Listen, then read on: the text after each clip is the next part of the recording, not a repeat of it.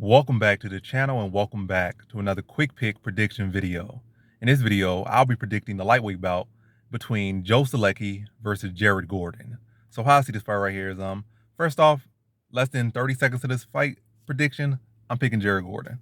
And this is gonna say the rest of the video is gonna be why. So I feel like Solecki's a solid fighter, but let's give bare basics very broad and pretty much I don't really even go deeper than broad, but very broad, as broad as I could get it. Solecki is not a very a standout striker. You wouldn't rate his striking all that much. I'm not saying he's a bum on the feet, an easy knockout, or easy this, easy that. He's not easy money on the feet, at least at the level he's at, or at least with Gordon.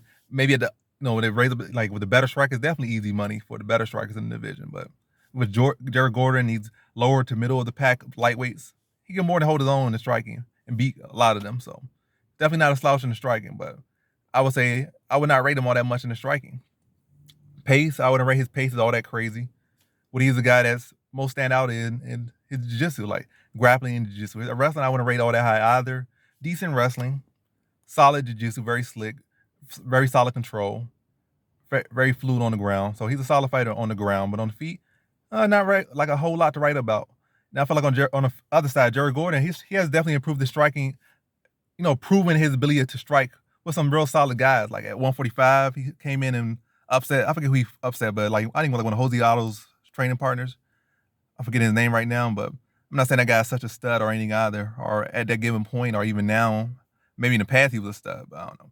All I'm saying is that Jared Gordon has been in with some pretty solid strikers and held his own, and been in with some solid grapplers, some solid fighters in general. And he has really fought some of the best people at 145 and 55. So, but I think with Jared Gordon, it comes down to the fact what he loses is not in grappling, it's not in striking, not because of a lack of skill in striking. It's not a lack of skill in striking, not a lack of skill it's not a lack of skill in striking, not a lack of skill in wrestling, not a lack of skill in jiu-jitsu, or a lack of technique or lack of anything, not a lack of cardio, not a lack of cardio, not a lack of talent, not a lack of fight IQ. It's a lack of chin. That's really what you could say. It could be a technical striking error. I mean, he does probably got some little technical striking areas he could work on. It, always be better and to avoid those things. But I'm not saying a glaring error necessarily any bit of technique he does. So I want to look at Solecki. I don't see Solecki going out there submitting him. I don't see Solecki really going out there having great control over him. I can see Jared Gordon, being able to roll with him, be able to gain success in grappling against Solecki, and hold his own in the grappling department with Solecki. And ultimately see that I would rate Gordon as the better striker. I rate Gordon as a fighter that has more tested. I rate Gordon as the guy that.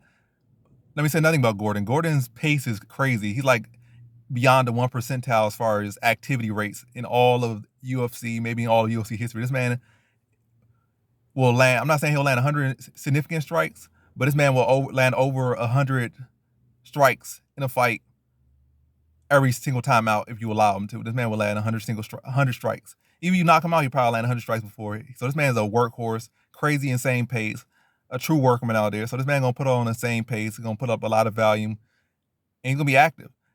And if you let him, he'll shoot for like 6, 7 takedowns. Well, say maybe 5. He not Rob Dvalishvili. He'll go for 5 takedowns, might score like 3 of them. So cardio's not an issue, pace not an issue, talent not an issue. It's a case of getting caught. I don't feel that's as big of a threat against Solecki, who's not a knockout artist or even a really a rateable striker. So I feel like striking can be relatively even, but I feel like Gordon's work rate is going to be higher. I feel like he's going to be able to address the grappling with Solecki. I'm not saying Solecki won't have his moments, won't have his opportunities, but I feel like Gordon should be comfortable enough in that area, in that realm with Solecki. And I just think in the case where his pace and work rate, fight IQ, and experience is going to allow him to grind out a decision over Solecki. Probably be a close, tight decision, but I feel like Gordon will be able to be stronger later on, will be able to push a higher pace, like maintain a higher pace, and take Solecki out of his comfort zone and be able to find his way to a decision. So in this fight, I have Jared Gordon via decision.